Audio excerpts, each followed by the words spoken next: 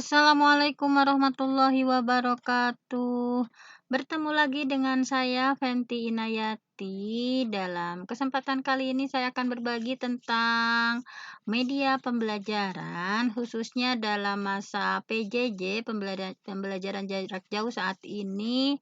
Pada kesempatan kali ini saya akan berbagi tentang penggunaan Canva Educator sebagai media PJJ berbasis Project Based Learning, bagaimana mendesain praktis RPP, presentasi, poster, infografis, dan lain-lain dalam 5 menit saja. Izinkan saya, Fenty Inayati, sebagai dosen STIP Garut, akan menjelaskan pada kali ini tentang media Canva.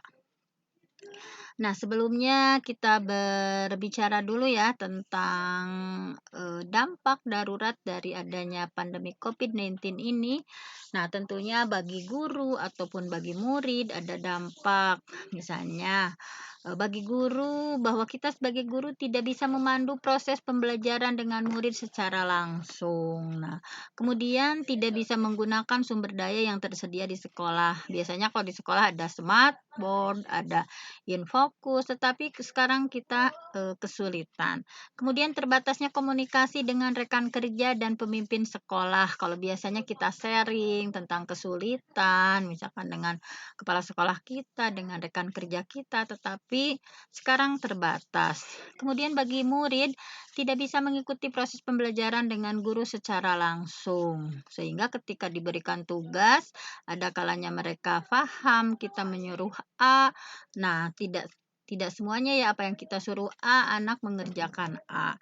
Nah, juga tidak bisa melakukan aktivitas atau kegemaran sebagaimana biasa. Kalau biasanya di sekolah mereka ada jam istirahat, ada bermain, ada belajar, tetapi sekarang tidak seperti itu. Kemudian terbatasnya komunikasi dengan teman bermain. Nah, selanjutnya dampak juga bagi orang tua nih, bagi orang tua bertambah waktu dan energi untuk mendampingi pembelajaran anak. Nah, bagi orang tua yang tidak siap untuk mendampingi, banyak sekali orang tua yang shock, sehingga ada diberitakan ya dalam salah satu internet, misalkan ada orang tua yang karena kesal anaknya tidak paham dengan tugas, maka dia sampai menempeleng sampai pada akhirnya meninggal, nauzubillah. Kemudian juga dampak bagi orang tua terbatasnya akses terhadap tempat kerja yang mempengaruhi pendapatan. Nah, sehingga di Garut sampai ada informasi orang tua karena tuntutan dari anaknya ingin belajar dengan menggunakan HP, sampai orang tua tersebut mencuri HP. Nah, juga terbatasnya komunikasi dengan rekan kerja atau pergaulan sosial lainnya. Oleh karena itu, kita sebagai guru, sebagai dosen, harus pintar-pintar, harus cerdas bagaimana kita kreatif dalam menggunakan media pembelajaran supaya anak itu enjoy. Kemudian pembelajarannya yang humanis, asesmennya yang humanis. Karena kita melihat pada masa pandemi ini, dampak darurat bagi psikologi anak itu luar biasa ya. Yang pertama, anak itu kan keadaan darurat atau bagi psikologi anak dalam kondisi emosi yang dinamis. Pada awalnya anak mungkin sangat senang ya karena libur, tetapi kesininya sudah sebulan, 2 bulan, sampai 8 bulan, 9 bulan. Nah, mereka mengalami kebosanan sehingga, nah kita sebagai guru ketika anak tertekan, anak itu butuh dibantu untuk melakukan strategi pengelolaan emosi. Kemudian juga anak itu kelebihan energi.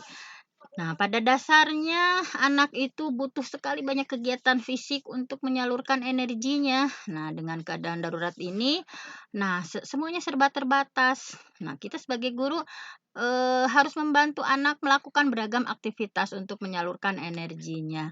Kemudian juga anak merasa terisolasi. Nah, mungkin ya di sini anak itu kan menyukai interaksi sosial yang luas, dia ingin bertemu dengan teman barunya, bertemu dengan teman-temannya, tetapi dengan keadaan darurat ini memaksa anak untuk merasa sendirian di rumah, merasa diabaikan. Nah, kita sebagai guru pun ketika kondisi anak butuh dibantu untuk lingkungan sosial, maka strategi seperti apa walaupun PJJ, walaupun jarak jauh, tetapi bagaimana kita misalkan anak berkolaborasi dalam mengerjakan dengan temannya. Kemudian anak juga merasa bosan.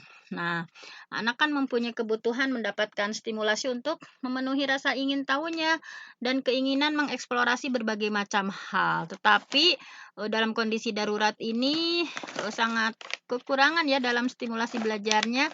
Oleh karena itu, anak harus mendapatkan stimulasi yang bervariasi sesuai dengan minatnya supaya tidak bosan. Misalkan yang senangnya di eksak, yang senangnya di bahasa, yang senangnya di nature, dan lain sebagainya. Anak juga merasa kacau. Nah, biasanya kan kalau biasa normal itu anak memiliki kebiasaan-kebiasaan positif yang dilakukan setiap hari.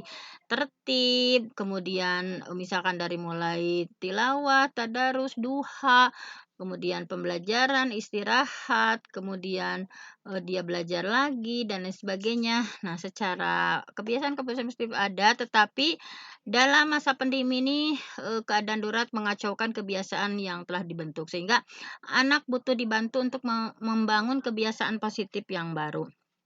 Nah, ini makanya kita sebagai guru, sebagai dosen harus sangat memahami ya dampak psikologis bagi orang tua dan guru. Nah, ini di masa pandemi ini satu, menghentikan kebiasaan lama. Biasanya guru dengan santainya ke kelas, sudah menguasai materi, tinggal menyampaikan, tetapi pada saat COVID-19 ini tidak bisa seperti itu. Melakukan penyesuaian tujuan belajar. Makanya pemerintah ada penyederhanaan ya dalam kurikulum, dalam materi, tujuan kemampuan yang minimal yang mesti dimiliki murid. Jadi tidak mesti semuanya harus dikuasai oleh murid. Kemudian juga mengembangkan kebiasaan baru. Sehingga guru-guru sekarang kan menyiapkan, orang tua yang tidak biasanya mendampingi, guru-guru juga menyiapkan dari mulai video pembelajarannya, modulnya, asesmennya, dan lain sebagainya. Kemudian melakukan improvisasi cara-cara atau asesmen belajar. Nah, oleh karena itu pada kesempatan kali ini Bu Fenty akan sharing tentang salah satu media pembelajaran yaitu yang mudah ya, yaitu Canva, yang insya Allah sangat mudah untuk dipraktekkan baik oleh guru-guru, oleh mahasiswa dan sebagainya. Nah, selanjutnya di sini Bu Fenty sebelum menjelaskan tentang media, kita lihat dulu bahwa di antara kita guru-guru itu ada yang miskonsepsi tentang pembelajaran jarak jauh. Yang pertama, pembelajaran jarak itu difikirnya adalah pembelajaran sebagaimana biasa, bahwa ada guru-guru yang anak-anak suruh menuliskan materi, kemudian menuliskan latihan, sehingga ada guru-guru atau orang tua yang mengeluh, "Anak saya nih mengerjakan tugas sampai jam 9 malam, sampai jam 10 malam." Karena guru-guru memandangnya bahwa PJJ itu adalah pembelajaran sebagaimana biasa. Kemudian PJJ juga ada yang miskonsepsi pembelajaran yang bisa langsung diikuti oleh murid, padahal tidak seperti itu ya. Ketika kita memberikan instruksi A, nah tidak semua murid akan menjalankan atau melakukan apa yang kita instruksikan A. Kemudian pembelajaran jarak jauh semata-mata adalah pembelajaran online atau daring. Padahal PJJ juga tidak mesti online. Ada luringnya ya, misalkan kita bagikan LK-nya, kemudian diambil, kemudian diserahkan lagi ke sekolah dan sebagainya. Pembelajaran jarak jauh adalah memberikan tugas. Nah, ini harus dicatat oleh guru-guru, oleh kita semua ya, para praktisi pendidikan, bahwa PJJ itu tidak mesti hanya memberikan tugas saja. Kita memberikan motivasi, contoh karya, penguatan, dan lain sebagainya. PJJ juga adalah pembelajaran tanpa pelibatan orang tua. Nah, sehingga kita sebagai guru harus tahu ya bahwa keberadaan orang tua tiap murid itu berbeda-beda, bahwa ada yang di desa, ada yang di kota, kesadaran orang tua terhadap pendidikannya juga berbeda-beda. Nah, kita pun harus memahami itu semua.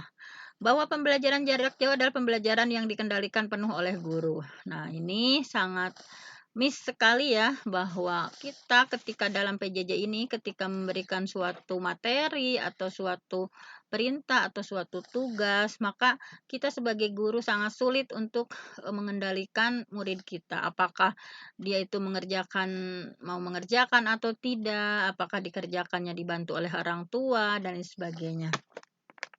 Nah, selanjutnya di sini ya harus dipahami bersama bahwa PJJ itu fokus pada kebutuhan belajar dan kebutuhan psikologi murid, bahwa kita harus memahami psikologi murid kita itu kondisinya seperti apa, jangan terlalu banyak membebani, menyulitkan, misalkan berikan tugas-tugas yang sebagaimana pada masa normal dan sebagainya. Juga fokus PJJ itu membantu murid dalam situasi sulit dengan tetap menguasai tujuan belajar minimal. Jadi tujuan belajar yang minimalnya ya, misalkan dalam satu KD nih yang wajib minimal dikuasai oleh murid itu yang mana. Jadi tidak serta-merta semuanya harus dikuasai, misalkan dalam KD 1 misalkan, semuanya wajib dipahami oleh peserta didik, tetapi tujuan yang belajar minimalnya. Kemudian murid mempunyai akses sumber belajar yang cenderung timpang. Nah, ada murid yang lengkap, misalkan fasilitasnya, ada juga yang sangat serba kekurangan. Nah, kita sebagai guru harus melayani semuanya. Misalkan kita buka ada Google Classroom, tetapi bagi yang tidak memiliki fasilitas yang memadai, misalkan kita mesti seperti apa? Apa guru kunjung atau dengan luring dan lain sebagainya. Kemudian juga di sini guru tidak mempunyai kendali terhadap lingkungan belajar dan perilaku murid yang tadi sudah disampaikan ya. Menggunakan cara-cara belajar baru yang seringkali guru pun baru tahu. Nah, oleh karena itu mungkin media-media PJJ apa saja sih yang harus dikembangkan? Untuk sesi pertama ini Bu Fenty akan sharing tentang dari mulai media yang termudah dulu yaitu Canva Educator. Nah, di sini kita langsung saja ya. Nah, ini adalah salah satu proyek pembelajaran yang kami lakukan ya di sekolah kami. Misalnya, anak-anak minggu ini kita akan belajar tentang proyek ya. Kita akan melaksanakan suatu proyek yang temanya terkait COVID misalkan. Nah, di sini karena saya mengajarnya pendidikan agama Islam, maka mencontohkan dulu ya yang PAI. Nah, misalkan di PAI kan ada nih etika batuk, etika bersin dalam perspektif Islam. Nah, kita sebetulnya ingin mengajarkan hadis ya, tetapi tidak dengan langsung secara ceramah bahwa hadis ini bla bla bla, tetapi dibuat dalam sebuah poster. Anak-anak, kita bikin poster yuk tentang etika bersin dan batuk. Nah, kita bikin nih di Canva dengan mudah, anak-anak dengan senang dia mendesain, misalkan dari mulai langkah pertama, langkah kedua, langkah ketiga, langkah keempat, langkah kelima, dan sebagainya. Nah, setelah anak-anak bikin poster, kemudian mereka mempresentasikan dari apa yang sudah dibuat, dan dengan antusias mereka di video ya mempresentasikan tentang poster dari media Canva yang sudah dibuat. Kemudian juga nih ada contoh kan kita ketika ngajar misalnya ini PAI ya, kan di PAI itu ada aspek sejarah. Nah, anak-anak kan paling males misalkan belajar sejarah dengan ada tahu nama-nama yang sangat sulit dihafal, sehingga dengan media Canva ini bisa lebih menarik untuk anak kita buat ringkasan, misalkan sejarah hidup Nabi Muhammad, kita buat ringkasan, dibaca dulu, kemudian sama anak-anak, dipilih ya yang ada waktu-waktu tertentu, ada kejadian penting apa, kemudian ada keywordnya, kata kunci-kata kuncinya, misalkan. Sehingga dibuat melalui media Canva seperti ini, kronologi ringkas hidup Rasulullah. Nah, kemudian, nah ini ya, ini juga anak-anak SD misalnya ya, sekarang itu bahkan mereka sudah lebih terampil ya dari guru-gurunya. Misalkan ini nih bikin poster etika batuk, misalkan berkenalan dengan COVID dan lain sebagainya. Nah, ini kalau di luar negeri nih sudah dari dulu ya bahwa media Canva sebagai media pembelajaran itu memang sudah digunakan dari dulu.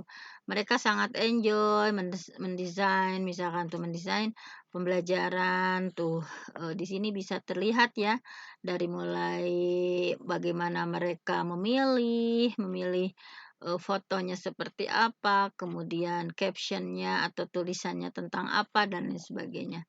Nah, ini nih ada contoh juga, kan sekarang ada, virtual class. Nah, kelas virtual supaya menarik nih, misalkan kita bikin gambar-gambarnya dari Canva. Kemudian ini, nah ini juga, sekarang kan kita sedang di PJJ ada kelas virtual yang harus semenarik mungkin nih dilihat oleh anak. Oleh karena itu nih di sini misalkan, Bu Fenty buat nih kelas virtualnya hari ini, hari apa. Misalkan agenda hari ini apa saja yang akan dipelajari, kemudian kutipan hari ini apa, misalkan manjada, wajada, misalkan dan sebagainya. Kemudian, nah, di sini ada poster ya bahwa, Canva itu bisa dibuat poster, misalkan kita nih topiknya apa yang kita garis bawahi, nah kita tulis. Nah, kemudian juga, nah ini kalau ingin presentasi, misalkan anak-anak kita akan presentasi nih tentang sejarah hijrahnya Nabi. Nah, anak-anak bikin ya. Nah, kemudian mereka bikin keyword-keywordnya tadi kata kuncinya dan yang akan dipresentasikan apa saja. Nah, itu sudah ditulis di media Canva oleh anak-anak dengan penuh antusias, penuh semangat karena mereka berkreasi mendesain materi yang akan mereka presentasikan. Nah, ini seperti ini.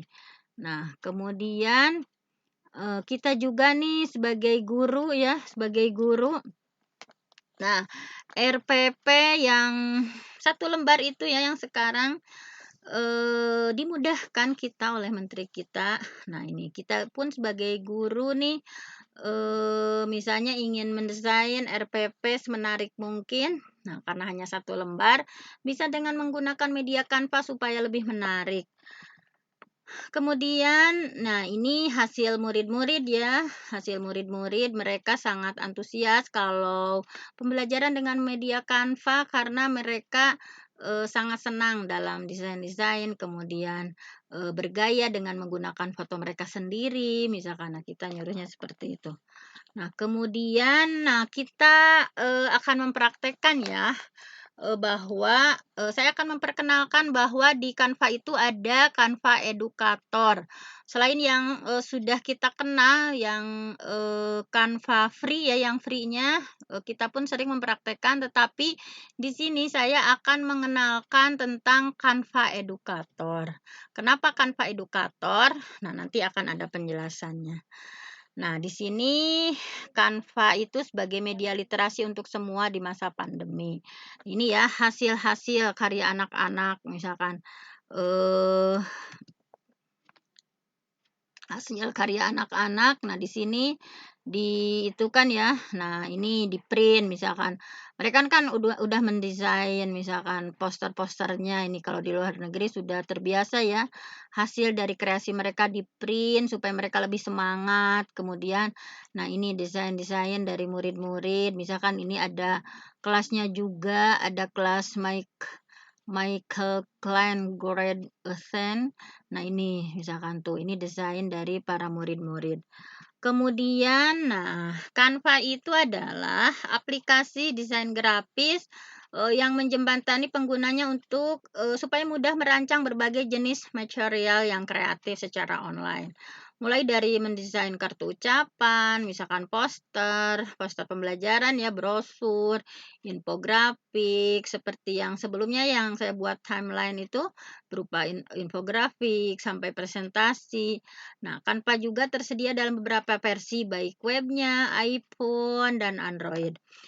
Nah, kemudian Canva dibuat khusus untuk pembelajaran proyek. Nah, ini jargon dari Canva-nya ya, bahwa Canva itu dibuat khusus untuk pembelajaran berbasis proyek. Nah, kan tadi saya sebutkan di awal bahwa media Canva bisa digunakan untuk pembelajaran PJBL atau Project Based Learning. Nah, berbagai template untuk pembelajaran berbasis proyek sudah tersedia di Canva. Desainnya menarik, kemudian mengeditnya sangat mudah ya, serta pilihan desainnya baik gambar maupun video sudah ada di Canva. Juga yang paling menarik juga bisa diintegrasikan dengan Google Classroom yang kita punya ya. Nah, di Canva seperti itu.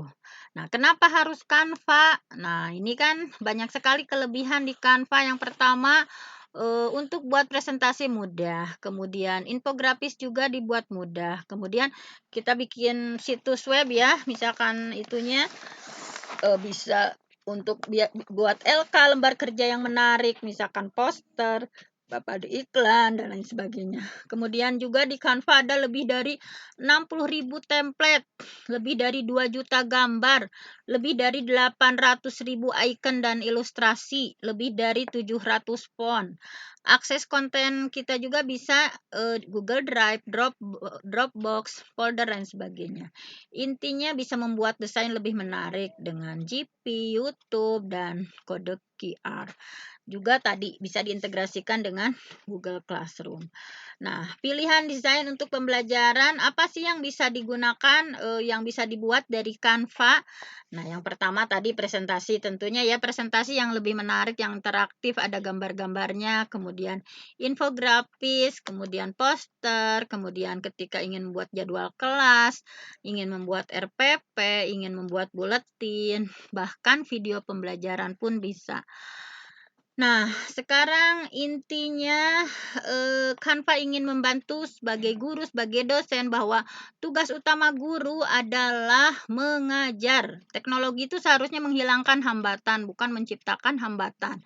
Misalnya kita ya ada aplikasi-aplikasi yang jelimet, susah, guru sampai berhari-hari mempelajari, misalkan kurang bisa, tetapi dengan Canva yang sangat mudah, insya Allah segaptek apapun dengan Canva mudah ya, karena hanya tinggal tarik, kemudian pasang ya, seperti itu. Canva pun mudah disiapkan, tidak ada perangkat lunak yang rumit untuk dipelajari seperti apa. Jadi Canva itu dibuat agar mudah digunakan dan jadi siswa dari semua usia bisa menggunakannya, hanya tarik lepas, tarik lepas, tarik lepas, cukup seperti itu. Nah, buat kolaborasi juga bisa. Bekerja sama, belajar bersama. Jadi Canva memudahkan tugas kelompok sehingga bisa mengatur kelas, membagikan sumber daya, desain, template, bisa dengan kerja kelompok untuk menjawab soal menggunakan desain dan teknologi. Nah, siswa dipersiapkan untuk menjadi pakar di masa depan. Ada feature komentarnya, ada feature ruang kelasnya, ada feature menandai alur kerja, bisa saling berbagi template. Nah, itu seperti itu. Dan bisa mempublikasikan dimanapun dengan cara apapun, memberikan hasil dengan cepat. Nah, Canva menambahkan elemen yang keren ya dalam setiap tugas. Jadi penggunaan Canva dilakukan secara langsung, interaktif, dan memberikan hasil yang tepat. Para guru mengatakan siswa mereka sangat antusias saat tahu bahwa mereka bisa membuat Canva. Kemudian mereka bagikan di classroom, presentasinya menjadi interaktif dan lain sebagainya. Nah, ini salah satu tadi ya, sebagaimana yang tadi dicontohkan, ini hasil desain-desain kalau di barat sudah sangat bagus ya, dari dulu sudah dipakai. Nah, ini apa sih bedanya antara Free Canva dengan Canva Educator? Baik, kita lihat ya dari mulai membuat desain. Misalkan kalau Free Canva kan tidak semua gratis, tetapi harus membayar untuk desain premium. Kalau Canva, walaupun yang kualitasnya premium, tetapi bisa dibuat desainnya. Kemudian mengubah ukuran desain. Nah, kemudian mengubah ukuran desain itu bisa ya kalau di Free Canva kan nggak bisa, kalau di Canva Educator bisa. Kemudian membuat objek transparan, misalkan kita buat logo misalnya. Nah, ini kalau di Canva Educator bisa. Kemudian penyimpanannya pun kalau di Free Canva itu hanya 1 GB, sehingga kalau kita sudah bikin harus dihapus dulu, bikin hapus dulu. Tetapi kalau di Canva Educator sampai 100 GB penyimpanannya. Nah, kemudian Canva Educator gratis untuk para pendidik. Karena Canva dalam jargonnya ya, menganggap pendidikan itu penting. Canva Educator gratis untuk para pendidik. Nah, program ini didukung penuh untuk para pendidik supaya mereka mudah membuat konten pembelajaran dan untuk memberikan pengalaman belajar yang menarik supaya siswa itu sama bisa-bisa berkarya antara guru dan siswa. Bagaimana cara mendaftarnya nih? Yang terakhir, cara mendaftarnya sangat gampang sekali, tinggal klik link ini ya, http://bit.ly/ig Canva Edu. Kemudian yang kedua, silahkan nanti isi formulir pendaftaran sesuai dengan isi keterangan. Nah ya, jangan lupa juga foto dulu ijazah atau foto status pekerjaan di sekolah, bisa dengan surat keterangan GTK, misalkan dengan kartu kartu IG, kartu PGRI, misalkan pokoknya keterangan kita sebagai guru. Nah, yang keempat submit dan tunggu 1-3 sampai seminggu. Tipsnya buat akun baru khusus untuk Canva Educator. Jadi akunnya bukan akun yang dulu ya, tetapi akun yang baru untuk Canva Educator. Kemudian supaya cepat nih diterimanya dengan ijazah kependidikan kita. Nah, ini tampilannya akan seperti ini ya. Setelah kita Bitly tadi diketik, kemudian tampilannya seperti ini. Kita ngisi formulir. Nah, formulir misalkan dari mulai nama sekolah, situs web sekolah, posisi mengajar, berapa banyak siswanya, dan lain sebagainya. Nah, ini sampai terakhir, dan terakhir dikirimkan. Nah, seperti itu ya untuk penggunaan dari Canva Educator. Terima kasih atas perhatiannya. Saya Fenty Inayati, undur diri. Kita bertemu dalam channel berikutnya dengan materi yang berbeda. Saya undur diri, semoga bermanfaat. Wassalamualaikum warahmatullahi wabarakatuh.